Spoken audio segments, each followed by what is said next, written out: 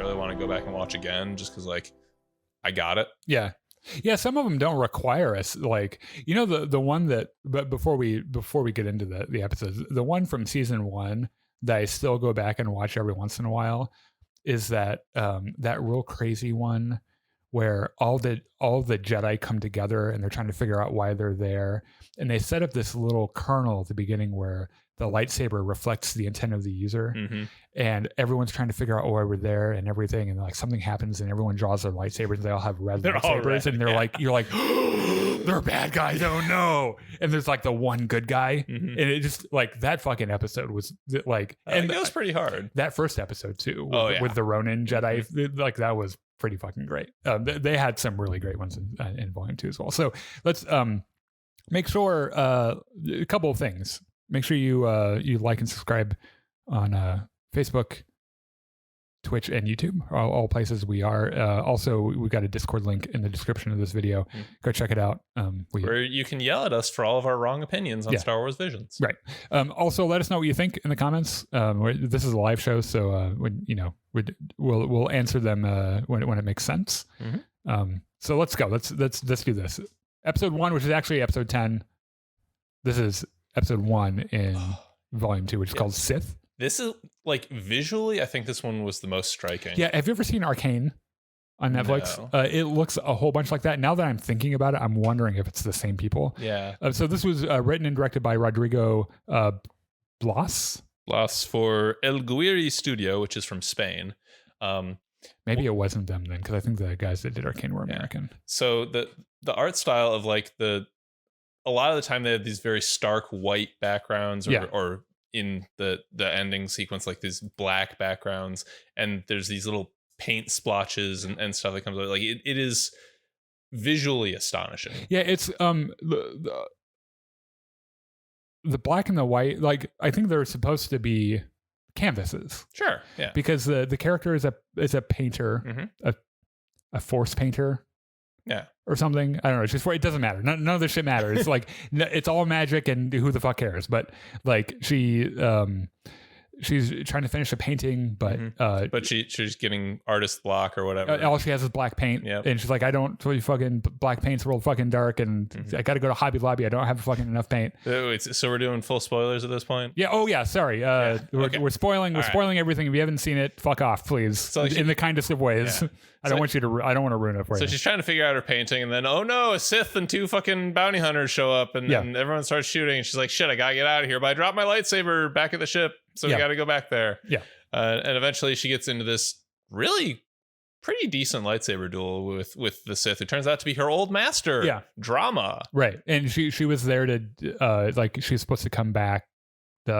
Yeah, because or she ran away. Yeah, she ran away, and like she has this robot arm, which you can assume she lost her real arm when she was running away. She got this cute fucking droid with her. Yeah, because like Star Wars is nothing without your cute droid, and this is especially true for the family race one, because I think that might have been my favorite one. Yeah. And at the end, she's got a yellow lightsaber.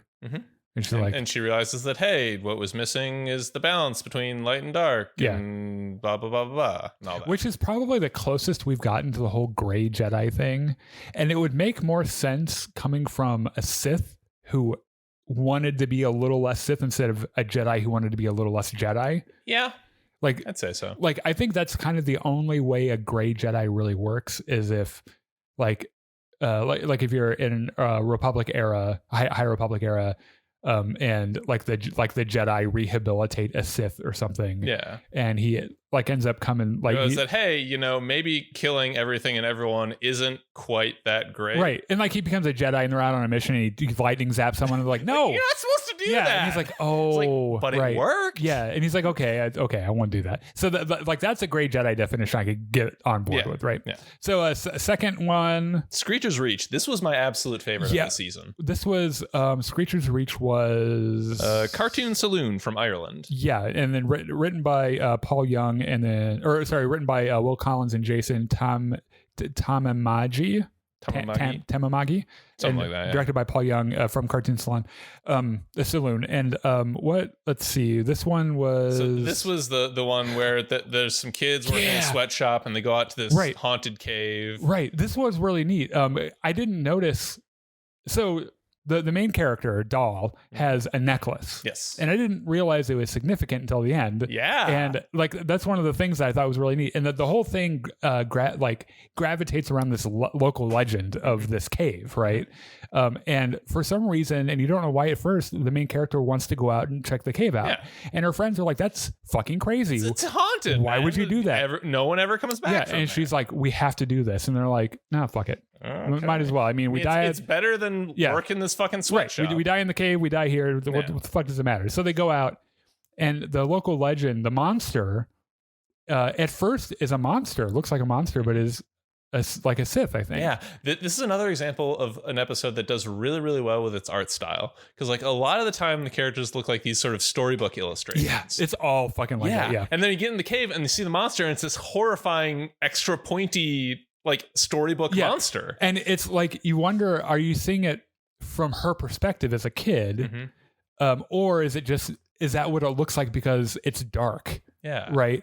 And then there's some rocks fall and some light comes in the cave, and you can see that it's a Sith woman of some kind, right, who is now like trapped under a rock. Yeah. And she, like her only defense against things is to scream at things. Yeah. Which I think it's, since it's called Screecher's Reach. So Doll just fucking goes over, picks up the lightsaber, and fucking kills the lady. Yeah.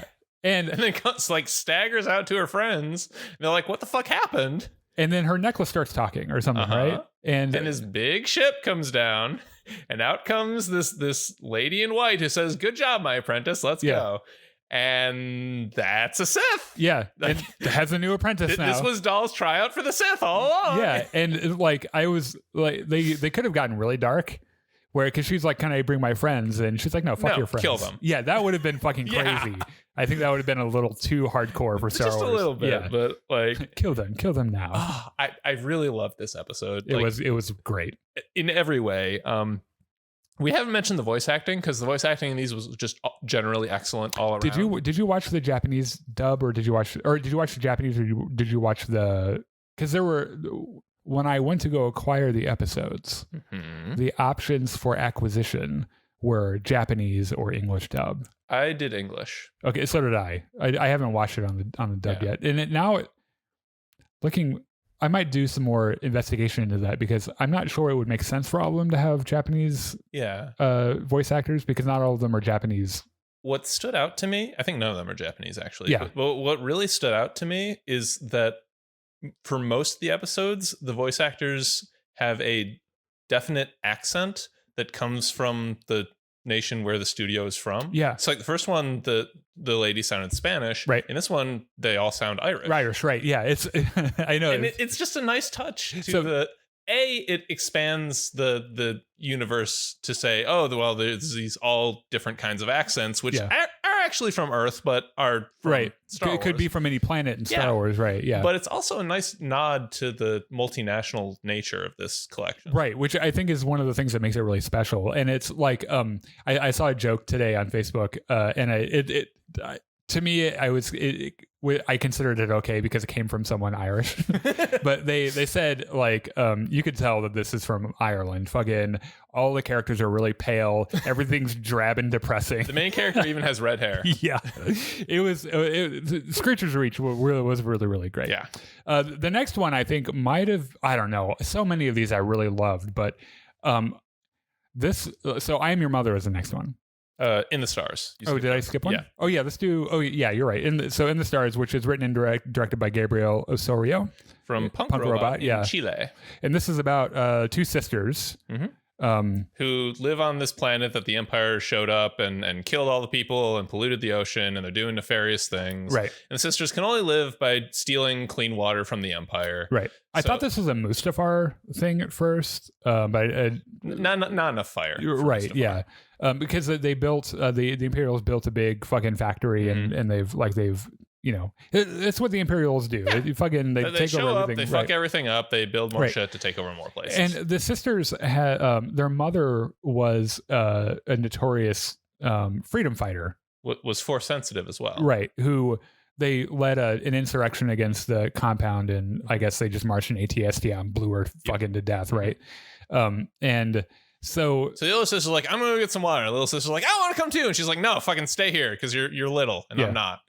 So like she goes to steal the water, and the little sister tried to break in but got captured, and there's this running fight, and eventually the two sisters have to work together and use the Force to blow up the ATST and blow up the entire base, and then everything's great. Yeah, and it's like there are a couple of really great visuals on this. There's a sequence where she uses water to mix with paint, and they do a painting on this rock face. Yeah, and it's this big narrative of explaining how everything came to be this way. Right, and like that whole thing was, in fact, until we started talking about it, I'd kind of forgotten about this one, but this one also was really solid as well. And I like the implication in the beginning when they're doing the rock painting that the younger sister could kind of do the Force, but the older sister really couldn't. Yeah. But their mother could. And so like there's a part in the rock painting where like her mom does something with the Force, and then the younger sister tries and it moves a little bit and then stops. And then I think at the end of this, she ends up actually like using the Force, right? Both sisters together do, yeah. Oh, right. Oh, yeah. So maybe her older sister could as well. Yeah. I think it's sort of a Luke Skywalker situation where the older sister just kind of blocked it out. Yeah. She didn't want any part of it. Right. It She was avoiding it. Sure. Yeah. So I Am Your Mother, which I thought was just fucking great. I love this. This is by the Wallet and Gromit studio, Aardman from England. Which, by the way, my dad fucking loves Wallace and Gromit. So I'm fully aware of all that bullshit. I never really loved Wallace and Gromit, but I've always thought the animation style was really interesting. They do all stop motion and all that other shit. And it looks claymation. Yeah. So this whole thing is fucking. So there's this girl who's in flight. This is in the New Republic. Wedge Antilles is in it, because why the fuck not? Because Wedge Antilles is apparently running flight school now, and he's a major celebrity, and you can buy his face on the merch. He's got his own merch store, which I thought was fucking great. In case you hadn't noticed, this is less serious than the previous three. Oh, everything about this is hilarious. So she's in flight school. Mm-hmm. Her mom's kind of a dope, kind of a dork. Yeah. She's a former fighter pilot. Who has this adorable fucking R2 dog thing, which is so Wallace and Gromit that's not even funny, and she's very absent-minded and kind of crazy and shit. And at flight school, it's bring your parents to school day and let's fucking race through with our ships. Right, it's like an annual thing, but she's like kind of embarrassed of her mom, so she doesn't want to do it, and her mom clumsies herself into the race with their giant trash hauler or whatever the fuck. And of course the rival rich girl and her incredibly snooty mother are there, and they're expecting to win. Bad guys. Yeah. There's this hilarious part during the race where they have a little thing that comes out of their ship, which is like a little Death Star. It shoots lasers. It is really funny.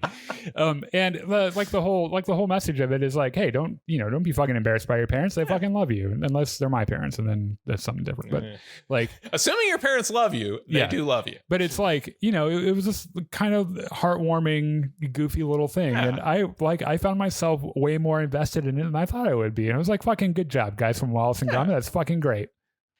It's pretty good. But yeah, the like we were talking about the voice acting, this is just British as fuck. Yeah, it's so British. Yeah. So the next one, Journey to the Darkhead, which I thought was another really fucking great one, from Studio Mir. I think this is a Korean. Korean. I'm so sorry. Was probably the most anime. I'd say so. Yeah. And was a really interesting premise to me. So it's like the main character is a mechanic called Ara. I think so. She hangs out with these guys who all hang out with these rocks, and when it rains, the water falls on the rocks and shows a little premonition, and they try to figure it out. Yeah. And like, and Ara's like, wait a minute, the Jedi and Sith are at war. We should fucking go to the Jedi and tell them all about these predictions so they can, win the fucking war. And her master's like, no, that's fucking stupid. Keep looking at your rocks. Yeah. And it's because like, as you find out later in the episode, like his whole thing is like, like you can show them, but it's not going to change what happens. Yeah. Like, well, what is like, what has happened has already happened, or however they think of, temporal things. But, so some years later, Ara goes to the Jedi Council and says, hey, there's this place out in the Outer Rim where, we can predict the future. And if we go and blow up the dark side head, then the not blow up the dark side head, cut off the dark side head. Cut off the dark side. You cannot just destroy the head. It must be cut off, which is funny because there's giant fucking statues So like, how the fuck is she gonna cut the head off? Yeah, anyway? But if we go there and cut off the head, we'll get good predictions, and you'll be able to win the war. Yeah, and she meets a traumatized Jedi whose master had died, named Toll. Yeah.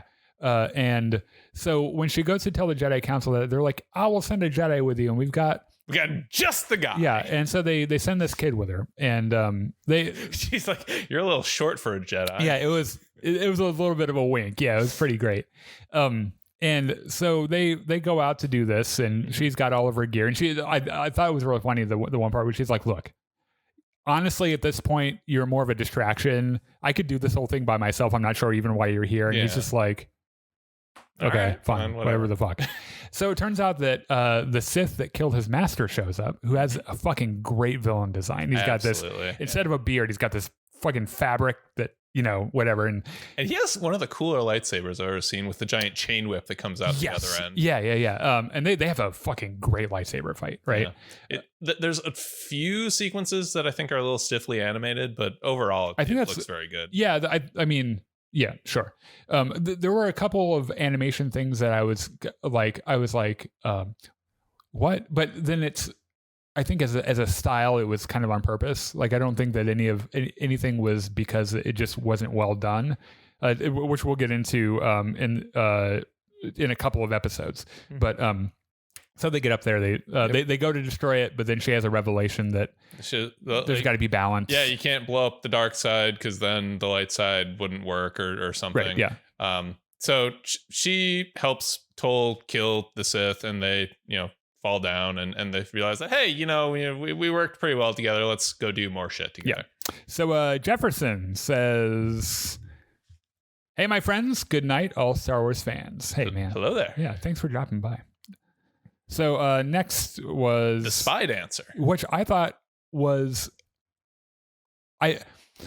I'm surprised I liked it as much as I did. Yeah. But I really did. Like, I like, after when it was finished, I was like, damn, like, they got me on that. Like, they really brought me in on it. So it was kind of a slow burn. Like, yeah, which is funny because it's only like, what, 10 minutes long or something, or 15? All of these are less than 20. Yeah.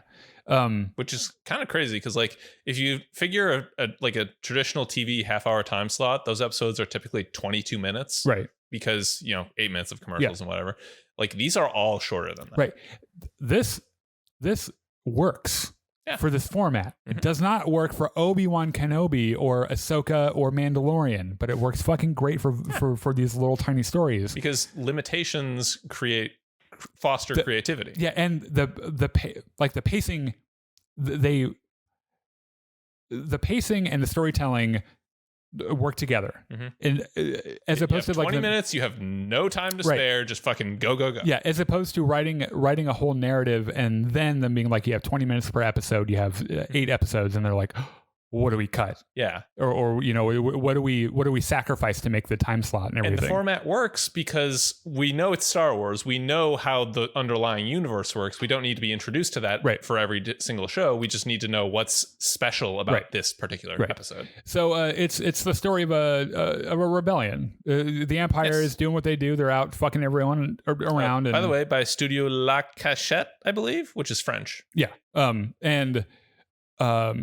So there's this really ritzy spot where all the Imperials like to hang out and do some R&R, and there's like a nightly show where a famous dancer does a famous dance, and it turns out that the dancer is like the head of this fucking resistance on this planet, and her daughter, I think, is like a part of it, and she wants to be more a part of it and shit, and there's some character building where when she was younger, her son was murdered by this Imperial. Was kidnapped by an Imperial. Didn't she think he was murdered though? No, he was just taken away. Okay, so she starts the dance and shit, and the entire audience is Imperial. Yeah, and she's like secretly planting like tracking bugs on them so her resistance buddies can do things. The dancing animation, by the way, is gorgeous. Yes, like, absolutely. The way her clothes are like fucking crazy and shit, and it is the type of thing that is specifically good in animation and would not work for live action. Right. Yeah. And so she notices a guy that kind of looks like the guy that took her son sitting up in the box. Insignia with the same K2 series droid. Right. Which those things are fucking terrifying. I've been playing Jedi Survivor a whole bunch. excuse me, I played it today. I've been playing it like every day. Mm-hmm. And every time I run into one of those motherfuckers, I'm like, oh God, oh no. So she confronts him, and it ends up being her son, who's kidnapped and turned into an Imperial. And they do this little fight, but like she fights him without fighting him, and then like puts a tracker on him. And so this one is one of the ones. There's a really neat sequence where the younger dancer, I'm not sure if it's her daughter or whatever, but the other dancer goes back and is like going around helping her, and like grabs a blaster and is like perched on one of these ribbons and is about to shoot the officer. Yeah. But the mother realizes what's going on and like throws him down. Yeah. Because like you see that she's going to assassinate this guy, right? And she goes in with her fucking Assassin's Creed bullshit. She's like, wait a minute. Right. And what's really funny is that after the KX droid figures out, he's like, and just like throws her off the thing. It's like, you can't do that. So she puts a tracker on him, and they kind of leave it open for if they wanted to tell more story with that. Because he ends up on the Star Destroyer at the end, like thinking about everything. And she gave him the hologram of his baby picture that has a little tracker on it. Right. Yeah. And he kind of figures out that his that's actually his mom, because he's got little spots where his horns were and shit. And the whole thing was great. Yeah. You hit on a point that like so many of these feel like they could be continued into their own series. And the hell of Visions is that I wish a lot of them were. Yeah. I can't imagine how ambitious and absurdly expensive this must have been. Sure. Yeah. Just to get everyone to just getting all the studios together to do. I'm sure they were breaking down the door to do Star Wars, like everyone would be. But like, I bet to develop it as a concept was probably insane. Animation is not cheap, especially like traditional hand-drawn animation. Or some of this fucking crazy digital stuff was probably insane as well. It's also true. Yeah. By the way, who was listed as EP on this? Was it Kathleen Kennedy? I'm not sure. No, it was Kanako Shirasaki. Kanako Shirasaki. Okay. Anyway. So the next one was The Bandits of Golak by 88 Pictures from India. Yeah. Now this one, I loved this one too, and it had such a rich visual. Yeah. So, but did you feel a little bit some uncanny valley with the faces? A little bit. It also felt like they were trying very, very hard to be like the in-house Lucas style of like Bad Batch and Clone Wars and stuff like that. It did look a little bit like that, yeah. But there were parts of it. There's a few like the teeth bothered me on a lot of and the eyes, like the eyes were a little dead. They just look. It's like they tried to make photorealistic faces, but you just fall into that uncanny valley where it just looks kind of odd. So this is another episode where I feel like the nationality of the creators really shines through, not just from the voice actors' accents, but how they the look, music, the color choices, and everything.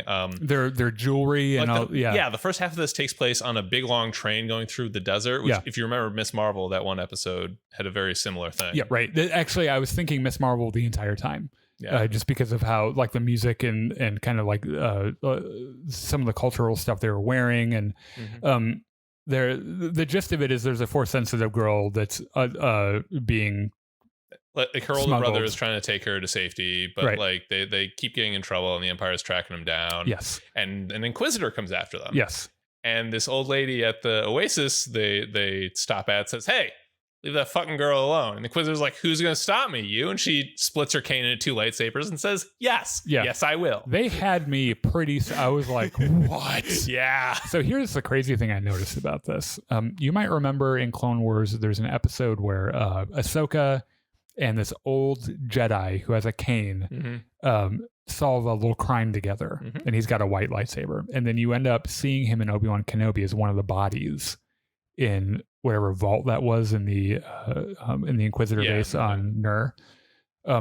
That character, at least the species, looked just like that character was in that episode in a couple of shots. And there's one lingering shot where when all the bowls start to float, where he's in the background but in frame just staring at them.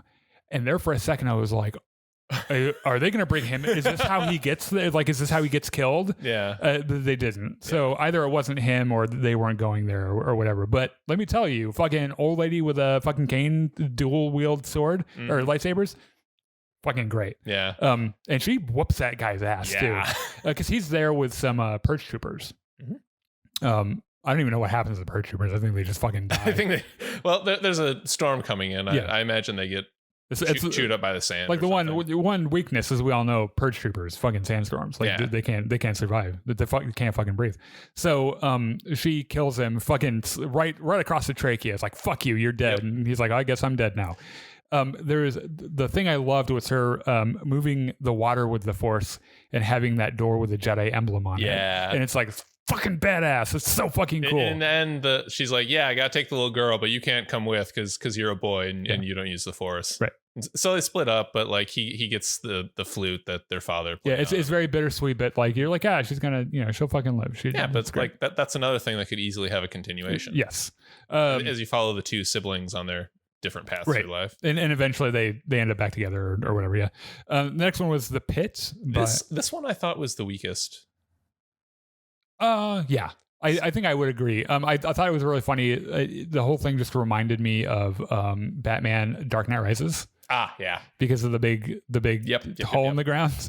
And the climb up the wall and everything. The thing is, this is the one episode I feel like didn't have to be Star Wars. Like you could have done this in virtually any IP and it would have worked. Yeah. The one thing I love about it is the end is a little dark. So you follow this character. So they dig a big fucking hole. They're mining for kyber crystals. So by the way, this is by Dart Shitaigio. I don't know, which is Japanese. So there actually is Japanese. And Lucasfilm as well.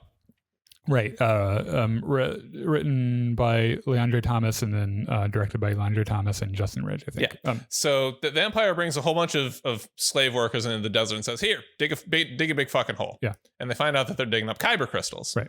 And they're digging for a really fucking long time. There's this time lapse where the sun goes by. And there's a whole city in the background that's built as well. And the hole just gets bigger and bigger and bigger. And then one day the Empire says, all right, we got all the kyber crystals. Let's fucking get out of here. Just leave them in the hole. Yeah. Fucking dark. Yes. Because then it starts to rain and shit and you're like, oh no. Number two, this is tremendously wasteful. Yeah. Like if you have a whole ass prisoner workforce down in that hole, they could dig another hole. Yeah. They're good at digging holes. Lift them out, take them to the next place you need to dig a hole and dig another fucking hole. But they're the Empire. They gotta do some mustache twirling a little bit. Pointlessly evil stupidity is kind of their thing. So you follow this character who's like, I'm sure if the townspeople know what's happening, they'll come to our aid. And it's just kind of like just one of us has to go up there and fucking tell them what's happening, and the light in their hearts will lead them to help us. And so what's really funny is that like they didn't take your tools away when they left you down there. No, you could dig your way out. I think the implication is that the hole is extraordinarily like miles deep. Well, so then it would take a really long time to dig a tunnel. Then when you dig the ramp in a cyclical way, you just make it kind of know. So anyway, or just use the tools to climb out. Yeah. So this one guy starts climbing up the wall, and he gets help from this like native lizard that pokes some holes in the wall. And he's like a little hedgehog or armadillo looking thing. So he gets to the city, and he's like asking people, "Hey, can you help me? Hey, can you know?" They're all just walking past. So he gets up on this block and says, "Hey, there's a big old hole outside where the Empire dumped a whole shit ton of people, and we're dying out there. Come also, help us." You can see this hole from space. How did you guys not see it? What the fuck do you think is happening and here? Everyone's like, "Oh, that's pretty fucked up." Then some stormtroopers come by and say, "Hey, what the fuck are you doing?" Yeah, and so they bring him back to the hole, and they just stun him and they dump him back in the hole. They don't dump him; they fucking toss him in, and he dies. Yes, which I was like, "Damn, dude!" Like, it's really fucking dark. Yeah, and so the townspeople are like, "You know what? Let's go check out this fucking hole." Yeah. So they go out there and they do a V for Vendetta moment where they've got all the soldiers lined up and they just walk past them and shit. And like you think all is lost for a second because everyone just fucks off. Like they all look in and they're like, all right, we've seen the hole. Yeah. And then they disappear, but then they bring ships in and they rescue everyone. And everyone lives. And at the very end, except for the guy that got thrown in. The little sister of that guy like manage to keep a kyber crystal, and she kind of holds it up in her hand, and like it floats and does some color shit, and is like, oh, she's force sensitive. Yeah. Like that was the one part of it that had to be Star Wars. Yeah, right. Anyway, last one of the season was Ao's Song by Triggerfish, which is a studio from South Africa. So animation style wise, at first glance, I was like, I'm not going to like this. Probably. It's kind of similar to the Wallace and Gromit style. Yeah. Yeah, it is. It's just like in terms of how rounded and bouncy everything It's feels. fuzzier, isn't it? Yeah. Yeah. But I didn't think I was going to love it too much. But honestly, this one was pretty great too. I liked it. What I love about all this, even the one that we were just talking about, how like, is this really Star Wars? All of them live in that universe. So all of the sound of like when you press a button, it makes a sound that you know from the movies. Or when a lightsaber ignites. Right. Or, and that's or the when thing. a fucking droid is rolling past or whatever. Yeah. And it's the thing I noticed with this one, like there's a scene, and in the background there are those fucking boxes with the circle in the middle with and it's like, it's the fucking boxes, Star Wars boxes. And so that like there's this guy and his daughter who are kyber crystal miners. Yeah. And like this girl has a weird thing where when she sings, kyber crystals freak the fuck out. Yeah. And a long time ago, their planet, like the Sith showed up and like corrupted all the kyber crystals and turned them red, and the Jedi are trying to purify them. Right. And there's a Jedi that comes to visit every once in a while, and like they give her one, and like Ao accidentally uses her voice, and the crystal that her dad is showing the Jedi like scorches his glove or whatever. And he's like, no, you're not supposed to sing. Yeah, that's could literally kill me, you little fuck. Stop it. So she ends up going into a kyber mine. Yeah, into the mine her dad is working on. And she wants to start singing. So she does, and like the whole mountain starts shaking. Yeah. And then collapses, right? That whole mine collapses. Yeah. Probably kills some people. Good job, kid. Yeah. And like they end up getting kind of rescued by the Jedi, but then Ao sings again, and it turns out that she's purifying all the crystals on the entire fucking planet. Yeah. And the Jedi is like, hey, she has the Force. She should come with me and learn to be a Jedi. That's a cool thing you can do there. It's cool. What I liked about this too is they mixed the score for the episode and the diegetic singing that she does, and it like it goes together really, really well, and it's like, that's pretty cool. And this is kind of a nod toward the whole Ahsoka thing, where Ahsoka kills an Inquisitor. Unarmed, by the way. Like Inquisitor tries to kill her lightsaber, she just punches him to death or something. And she purifies his demented kyber crystal, and that's why her lightsaber blades in Rebels is white. Because I guess when you purify a kyber crystal that's been red, it can only be white, I guess. And so that kyber crystal turns white, which is kind of a, kind of a, like a little nod to that, which I thought was pretty cool. So overall, I thought this was fucking great. The whole thing was great. I'm glad I watched it, and I'm sure they'll keep doing them. I think generally people will kind of like them as long as it makes money. And they're not going to run out of animation studios that will jump at the chance to work in Star Wars. Yeah. So like that's not the limiting issue. It's really more interest in, are people going to keep watching this? Are people going to keep paying for Disney Plus to watch it? It would be nice to see them continue some of the stories. Yes. Like I would really like to know what the fucking Ronin is up to from season 1 for volume 1. Weren't they writing an entire novel about him, or did that get canned? No, I think it's out. I just haven't read it actually, because I forgot about it until you just mentioned it. But or like the other one I mentioned from volume 1, that crazy cool one. And then there are several in this volume that could easily be go on into its own story and shit. So